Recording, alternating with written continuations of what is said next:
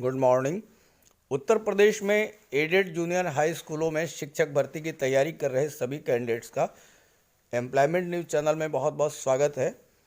आप सभी के लिए बिग अपडेट ये है कि शासन ने एडेड जूनियर हाई स्कूलों में शिक्षक भर्ती 2021 के लिए शासनादेश जारी कर दिया है और इस शासनादेश में इस भर्ती के लिए योग्यता क्या होगी, इसका पाठ्यक्रम क्या होगा, परीक्षा का कार्यक्रम क्या है और सिलेक्शन प्रोसेस क्या होगा, ये सारी चीज़ें वेल डिफाइंड कर दी हैं, अच्छी तरह से परिभाषित कर दिया है। तो चलिए जान लेते हैं क्या है शासनादेश और इसमें क्या क्या दिया हुआ है योग्यता, पाठ्यक्रम, परीक्षा कार्यक्रम, चयन प्रक्रिया के संबंध में। तो ये जानकारी अपने साथियों को भी ज़रूर शेयर कर दीजिएगा ताकि उन्हें भी जानकारी हो जाए। सबसे बड़ी बात यह है कि आप मेंटली प्रिपेयर्ड हो जाएं इस बात के लिए कि ये एग्ज़ाम जो है, चूँकि इसमें ग्रेजुएट लेवल का पेपर आएगा तो टीजीटी या एलटी ग्रेड के समकक्ष ये परीक्षा होगी। सुपर टीटी नहीं होगी, ध्यान दीजिएगा, सुपर टीटी लेवल की नहीं होगी। ये परीक्षा एलटी ग्रेड या टीजीटी लेवल की होगी, तो आपको तैयारी भी उसी लेवल से करनी है। तो चलिए जान लेते हैं सब कुछ विस्तार से। तो ये पत्र भेजा गया है आरवी सिंह, विशेष सचिव उत्तर प्रदेश शासन की ओर से और सेवा में सचिव परीक्षा नियामक प्राधिकारी उत्तर प्रदेश प्रयागराज को। बेसिक शिक्षा अनुभाग 3 लखनऊ, दिनांक 10 फरवरी 2021। इसका विषय है प्रदेश के अशासकीय सहायता प्राप्त जूनियर हाई स्कूलों में प्रधान अध्यापक एवं सहायक अध्यापक के रिक्त पदों पर चयन हेतु भर्ती परीक्षा आयोजित कराए जाने के संबंध में है। तो ये जूनियर शिक्षक भर्ती के संबंध में गाइडलाइंस दी गई हैं। तो मार्गदर्शन मांगा गया था, इसके बाद संबंध में जो डायरेक्शन दी गई है शासन की ओर से वो ये है। आपको मैं संक्षेप में जो है पॉइंट वाइज बताता हूँ। अब आप इसमें एक एक बात बिंदुवार समझिए। पहले बात कर लेते हैं एलिजिबिलिटी क्राइटेरिया क्या है। तो बिंदु संख्या 1 है, इसमें दिया हुआ है कि शैक्षिक अर्हता स्नातक निर्धारित की गई है। सहायक अध्यापक के पद पर भर्ती हेतु परीक्षा का जो स्तर है वो स्नातक लेवल का एग्ज़ाम होगा और मिनिमम क्वालिफिकेशन ग्रेजुएट मस्ट है। अब ये परीक्षा का लेवल स्नातक स्तर होने का मतलब ये है कि ये जो एग्ज़ाम होगा वो बिल्कुल टीजीटी पैटर्न पर होगा। जिन लोगों ने टीजीटी की परीक्षा दी है वो लोग समझ सकते हैं कि एग्ज़ाम का लेवल जो है वो कितना टफ होने वाला है। इसी शासनादेश का बिंदु संख्या 2 आप समझिए, ये जो भर्ती है ये सब्जेक्ट वाइज होनी है। जूनियर हाई स्कूलों में जो है जूनियर शिक्षक के रूप में जो भर्ती होनी है वो सब्जेक्ट वाइज होनी है। यहाँ दिया है भाषा, विज्ञान, गणित एवं सामाजिक विषय। भाषा, विज्ञान, गणित और सामाजिक विषय, इसकी सब्जेक्ट वाइज भर्ती होनी है। तो जो नोटिफिकेशन निकलेगा उसमें ये भी क्लियर रहेगा कि कितने पोस्ट जो हैं भाषा के हैं, कितने विज्ञान के हैं, कितने गणित के हैं और कितने सामाजिक विषय के हैं। तो जैसा कि जूनियर टीईटी होता आपने दिया होगा, साइंस ग्रुप का अलग होता है पैटर्न और आर्ट्स ग्रुप का अलग होता है। तो इसमें भी यही होता है, यही होगा कि भाषा, विज्ञान, गणित और सामाजिक विषय हेतु स्नातक स्तरीय परीक्षा होगी, टीजीटी लेवल का एग्ज़ाम होगा। अब इसमें 2 पेपर होंगे। एक पेपर होगा सामान्य ज्ञान का, ये 50 अंकों का होगा, 50 प्रश्न होगा। प्रथम प्रश्न पत्र में 50 प्रश्न सामान्य ज्ञान के होंगे और ये सभी के लिए होगा। जो दूसरा पेपर है उसमें 100 क्वेश्चंस होंगे और ये सब्जेक्ट वाइज होंगे। जैसे कि अगर आपने भाषा को ऑप्ट किया है तो भाषा में संस्कृत, हिंदी और अंग्रेजी में किसी एक का चयन करना है। आप संस्कृत, हिंदी या अंग्रेजी तीनों में से किसी एक का चयन करना है और आपको उसी पर 100 क्वेश्चंस पूछे जाएंगे। ऐसे ही सामान्य उसके लिए मैथ्स और साइंस के लिए अलग होगा और सामाजिक विषय का अलग होगा। अब इसका सिलेबस भी समझ लीजिए। आगे बढ़ने से पहले जो लोग प्रधान अध्यापक पद के लिए आवेदन करेंगे उनकी जो शैक्षिक योग्यता क्या है वो समझ लीजिए। न्यूनतम शैक्षिक, ये बिंदु संख्या 3 में दिया है, न्यूनतम शैक्षिक अर्हता स्नातक के साथ साथ अध्यापक के रूप में 5 वर्षों का शिक्षण अनुभव अनिवार्य है। जो लोग जूनियर टीचर के रूप में 5 साल तक पढ़ा चुके हैं वो ही प्रधान अध्यापक के लिए अप्लाई कर पाएंगे। और दूसरी बात यह है कि प्रधान अध्यापक के लिए एक पेपर अलग से होगा और उसमें स्नातक स्तरीय पाठ्यक्रम के आधार पर सामान्य प्रशासनिक क्षमता और अन्य विषयों के ज्ञान पर आधारित प्रश्न पत्र होगा।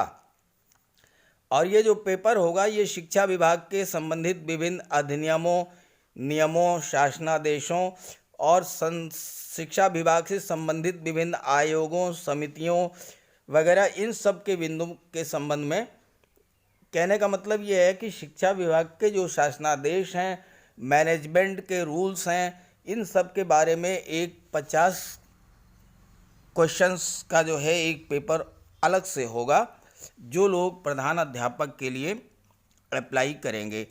अब बात कर लेते हैं कि इसका जो है सिलेबस क्या होगा। तो ये बिंदु संख्या 2 में जो है सिलेबस दिया है। पहला पेपर जो जीएस का होगा 50 मार्क्स का, उसका सिलेबस इन्होंने दिया हुआ है। इसके पहले आपको एक महत्वपूर्ण बात और बता दें, इसमें बिंदु 8 में दिया है कि भर्ती परीक्षा का आयोजन प्राथमिकता के आधार पर पहले करा लिया जाए, तत्पश्चात टीईटी का आयोजन किया जाए। इसका मतलब टीईटी के बारे में क्लियर कर दिया है कि टीईटी परीक्षा जो है बाद में होगी। अब जीएस का जो पेपर होगा उसमें क्या है, सामान्य ज्ञान जो कि आपका आरओ लेवल, एआरओ लेवल का जो पेपर होता है या पीसीएस लेवल का, या अभी जो बीईओ का एक खंड शिक्षा अधिकारी का पेपर हुआ है, बिल्कुल एग्जैक्टली सेम पैटर्न पर यह पेपर होगा। राष्ट्रीय अंतर्राष्ट्रीय महत्व घटनाएं, भारत का इतिहास, भारतीय राष्ट्रीय आंदोलन, भारत का भूगोल, भारतीय राजनीति और शासन, आर्थिक सामाजिक विकास, पर्यावरण, पारिस्थितिकी, सामान्य विज्ञान, एनोलॉजी, ए सर्टेन रीजन, यानी ये जो है रीजनिंग से आ जाएगा, क्लासिफिकेशन, क्लॉक्स, कैलेंडर्स वगैरह वगैरह। तो ये जीएस का पेपर होगा, 50 अंकों का 50 प्रश्न। अब बात कर लेते हैं सेकंड पेपर जो मेन पेपर है 100 मार्क्स का, उसके बारे में। अब ये जो सेकंड पेपर है ये प्रधानाध्यापक और सहायक अध्यापक दोनों को देना होगा। अब इसमें खंड का में है, ये भाषा से रिलेटेड है, तो आपको हिंदी, इंग्लिश या संस्कृत तीनों में से कोई एक सिलेक्ट करना है। अगर आप हिंदी, तो हिंदी साहित्य, भाषा का इतिहास, व्याकरण, अपठित गद्यांश, पद्यांश, प्रमुख लेखकों, कवियों का सामान्य परिचय और उनकी रचनाएं। और इसका लेवल ध्यान दीजिएगा, ग्रेजुएशन लेवल का होगा, इससे नीचे का नहीं होगा। अगर आपने इंग्लिश को ऑप्ट किया है तो history of English literature and language, grammar, unseen passage, writers, general introduction and their work, ये भी जो है ग्रेजुएट लेवल का होगा। नेक्स्ट, अगर आपने हिंदी इंग्लिश की बजाय संस्कृत को ऑप्ट किया है तो संस्कृत में भी यही होगा। आपको ध्यान देना है कि तीनों विषय में से भाषा वगैरह आप भाषा के लिए अप्लाई करते हैं तो केवल एक भाषा का चयन करना होगा, हिंदी, अंग्रेजी या संस्कृत। अगर आपने भाषा के लिए अप्लाई नहीं किया तो आपको खंड खा के लिए देखना होगा। खंड खा यानी कि अगर आपने सामाजिक विषय या सामाजिक अध्ययन के लिए अप्लाई किया है तो जैसा टीईटी का जूनियर सेक्शन का होता है पाठ्यक्रम, वही है सामाजिक अध्ययन में इतिहास जानने के स्रोत, पाषाण काल संस्कृति, 6वीं शताब्दी, पूरा हिस्ट्री है। इसके बाद मुगल साम्राज्य के बाद ध्यान दीजिएगा, यूरोपीय शक्तियों का आगमन, भारत में कंपनी राज्य का इतिहास, यानी पूरा मॉडर्न, एंशियंट और मेडिवियल पूरी हिस्ट्री आ जाएगी। इसके बाद सामाजिक विषय पे आ जाइए तो हम और हमारा समाज, ग्रामीण नागरिक समाज, जिला प्रशासन, संविधान, लोकतंत्र, विदेश नीति, नागरिक सुरक्षा, दिव्यांगता, सौरमंडल या ज्योग्राफी पर आ गए। इसके बाद उत्तर प्रदेश से रिलेटेड आ जाएगा, यूपी का भारत में स्थान, राजनीतिक विभाग, जलवायु, मुद्रा, मृदा, वनस्पति, वायुमंडल, जलमंडल, ये सब पूरा जो है, खनिज संसाधन, उद्योग धंधे, अर्थव्यवस्था, उसकी चुनौतियां, पर्यावरण, मतलब सब कुछ जो है एक तरह से आप मान लीजिए कि कंप्लीट जीएस का जो पार्ट है सब कुछ वही है, प्लस उसमें जो है पर्यावरण और प्राकृतिक संसाधन, ये सब इसमें ऐड कर दिया जाएगा। ये सेकंड पेपर की बात हो गई। अगर आपने खंड खा को नहीं ऑप्ट किया, भाषा और सामाजिक विज्ञान के स्थान पर आप साइंस ग्रुप के हैं, तो साइंस ग्रुप में आप देख लीजिए मैथ्स का सिलेबस दिया है। मैथ्स का सिलेबस जो है प्राकृतिक संख्याएं, पूर्ण संख्याएं, पूर्णांक, वर्गमूल, बीजगणितीय, युगपत समीकरण, समांतर रेखाएं, पाई, दंड चार्ट, यानी ये जो आप एसएससी सीजीएल लेवल का जो पेपर है मैथ्स का, एग्जैक्टली सेम जो है पेपर है। इसमें देखिए सब कुछ आ गया, समांतर रेखाएं, चतुर्भुज, ये सारी चीज़ें। तो ये आपका सीजीएल लेवल का पेपर होगा मैथ्स का। और ऐसे ही साइंस का जो है पेपर होगा। साइंस में जो है दैनिक जीवन विज्ञान, महत्वपूर्ण खोज, रेछे, वस्तु, सजीव निर्जीव, पूरा जो है देखिए फिजिक्स भी आ गई। इसके बाद जंतु संरचना कार्य, ये बायोलॉजी आ गई पूरा जो है। फिर देखिए पदार्थों के समूह, ये सब फिजिक्स, केमिस्ट्री और बायोलॉजी कंप्लीट कोर्स रहेगा। हालांकि जो पेपर का लेवल है ग्रेजुएट लेवल का बताया गया है, तो उसी के अकॉर्डिंग आपको तैयारी करनी है। साइंस टीजीटी का जिसने पेपर दिया होगा वो समझ सकता है कि ये पेपर कितना टफ होने वाला है, तो आपको उसी के अकॉर्डिंग तैयारी भी करनी है।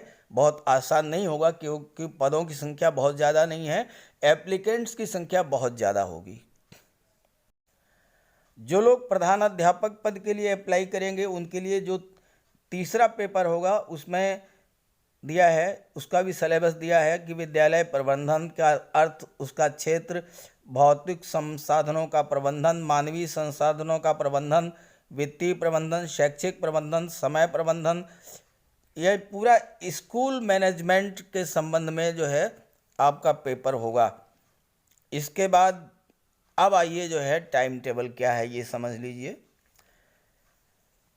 नोटिफिकेशन 18 फरवरी को जारी होगा, रजिस्ट्रेशन 22 फरवरी से, लास्ट डेट 8 मार्च, आवेदन शुल्क 9 मार्च तक जमा कर सकते हैं, प्रिंट जो है 10 मार्च तक आप ले सकते हैं, और आवेदकों की सूची जो है 10 मार्च तक जारी कर दी जाएगी। इसके बाद केंद्र निर्धारण 19 मार्च, और इसके बाद हार्ड और सॉफ्ट कॉपी उपलब्ध कराने की डेट 21 मार्च। इसके बाद जो मेन चीज़ आपकी आ रही है वो ये है कि आपका एडमिट कार्ड, 5 अप्रैल को एडमिट कार्ड जो है आपको मिल जाएगा, और एग्ज़ाम डेट है 11 अप्रैल 2021। अब इसका देख लीजिए, 11 अप्रैल 2021 को आपका एग्ज़ाम होगा 9 बजे से 11:30 बजे तक, ये सहायक अध्यापक पद के लिए, और प्रधान अध्यापक के लिए 1 बजे से 3:30 बजे तक का होगा। और इसके बाद जो सेकंड पेपर है ये 4:30 से 5:30 बजे तक होगा। ये 3 पार्ट में होगा। सहायक अध्यापक के लिए 9 से 11:30 बजे, उसके बाद प्रधान अध्यापक के लिए 1 से 3:30 बजे, और सेकंड पेपर जो है 4:30 से और 5:30 बजे तक। इसके बाद जो है आपका आंसर की जो है वो 16 अप्रैल 2021 को जारी की जाएगी। इसके बाद आ जाता है ऑब्जेक्शंस 20 अप्रैल, और इसके बाद फिर जो रिज़ल्ट है वो आपको 11 मई को डिक्लेयर कर दिया जाएगा। इसका मतलब ये है कि आपकी ज्वाइनिंग जो है वो ऑलमोस्ट जुलाई तक करा दी जाएगी। तो ये था शासनादेश, और इससे रिलेटेड आपके जितने भी प्रश्न हैं, जितने भी क्वेरीज हैं, उस सभी का समाधान इससे हो गया होगा, मैं समझता हूँ। तो ये जानकारी अपने साथियों को भी शेयर कर दीजिएगा। अगर फिर भी कोई क्वेरी, कोई प्रश्न रह जाता है तो कमेंट करके पूछ लीजिएगा, मैं उसे आपको रिप्लाई कर दूंगा। Okay, thank you.